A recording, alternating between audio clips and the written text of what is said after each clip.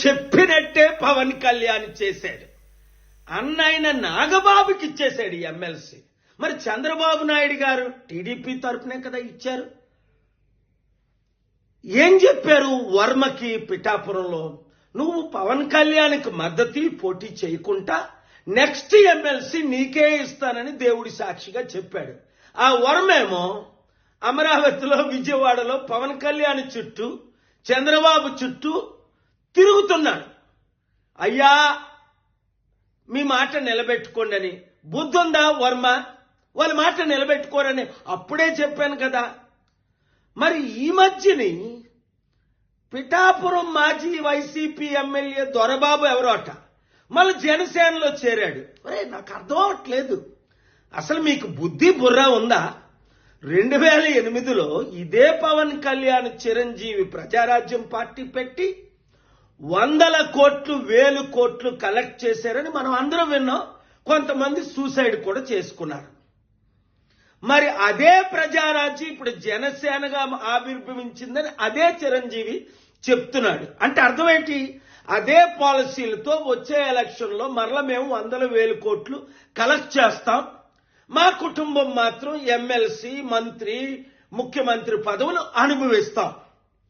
తెలివైనోడెవ్వడు ఆ పార్టీలో చేరడు. మూర్ఖులు గుడ్డోలు బుర్రలేనోళ్ళు మాత్రమే చేరుతారు అందులో. ఇంకా జనసేన గాని టీడీపీ గాని మన లైఫ్లో గెలుస్తుందా? 9 నెలలకే చాప్టర్ క్లోజ్. మొత్తం అంతా అవినీతి, అన్ని ఫెయిల్ అయిపోయారు అని స్పష్టంగా కనబడుతుంది కదా. వచ్చేది కేవలం ప్రజాశాంతి పార్టీయే, బడుగు బలహీన వర్గాల పార్టీయే. మన బీసీ ఎస్సీ ఎస్టీలు అందరూ ఇప్పుడు ఎందుకు కమిటీల్లో చేరిపోతున్నారు? ఐఏఎస్ ఐపీఎస్లు మొదలుకొని మాజీ ఎమ్మెల్యే మినిస్టర్ల వరకు. మీరు కూడా ప్రజాశాంతి పార్టీలో చేరండి, ప్రజలకు సేవ చేయండి. కుటుంబ కుల పార్టీకి ఇప్పుడైనా గుడ్ బై చెప్పండి. చెప్పని మీ ఎమ్మెల్యేలకు, అరే యూత్ నిరుద్యోగులు, మీరు వాళ్ళకు బుద్ధి చెప్పండి. ఈ వీడియో సత్యమైనది గనుక అందరికీ షేర్ చేయండి. నేను చెప్పినట్టే పవన్ కళ్యాణ్ చేశాడు. అన్నైన నాగబాబుకి ఇచ్చేశాడు ఎమ్మెల్సీ.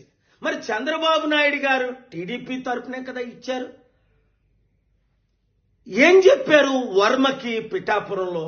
నువ్వు పవన్ కళ్యాణ్కి మద్దతు పోటీ చేయకుండా నెక్స్ట్ ఎమ్మెల్సీ నీకే ఇస్తానని దేవుడి సాక్షిగా చెప్పాడు. ఆ వర్మేమో అమరావతిలో విజయవాడలో పవన్ కళ్యాణ్ చుట్టూ